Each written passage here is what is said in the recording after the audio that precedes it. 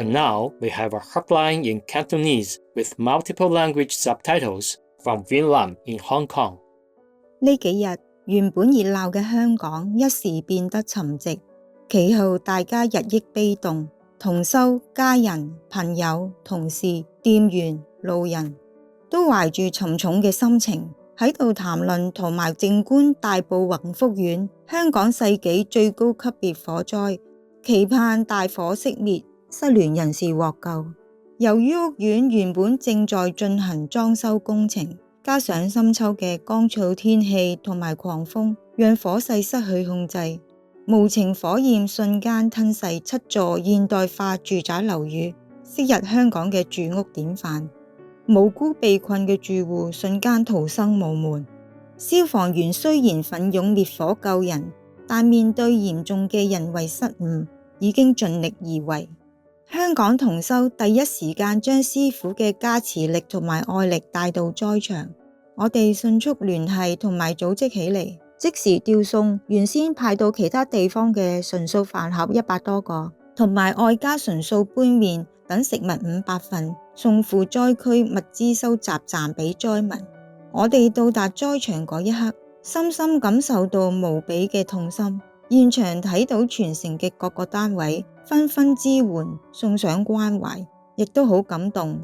同修播放最有力量嘅每日祈禱文，祝福亡靈，願以萬千嘅愛撫慰佢哋悲動嘅心靈，祈願師父照顧佢哋。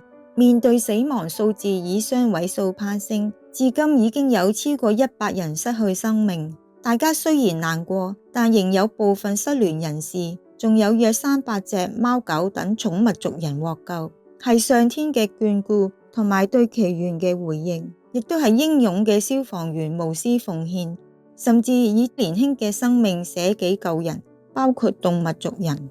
師父十分關心災情，當天亦再三詢問有冇同修住喺災區需要協助。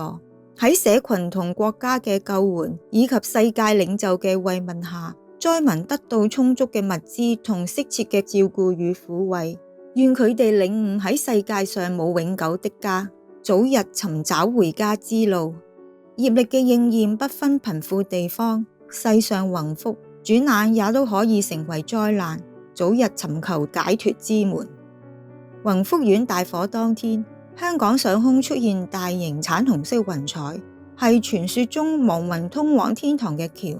相信師父已經接引佢哋啦。永林嚟自香港。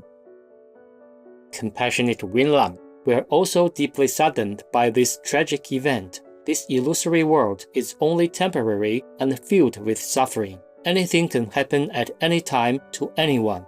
We must always be ready to depart this planet, for we never know which day will be our last. That is why we must seek enlightenment.Because without liberation, our souls are lost and subject to the heavy karma of this physical plane, which spares no one.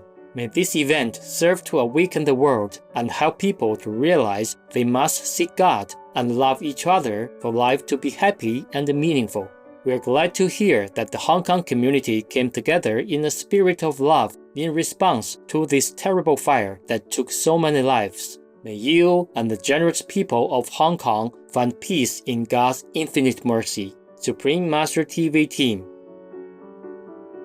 We feel ashamed that in spite of getting the best education possible, it took us so long to realize that mixing animals with business led to cruelty. We are sorry that we ended up contributing to your exploitation for so many years. Akshat Jain, vegan. We welcome your heartlines, stories, and/or cute, loving animal people clips. Please send them via suprememastertv.com/heartline.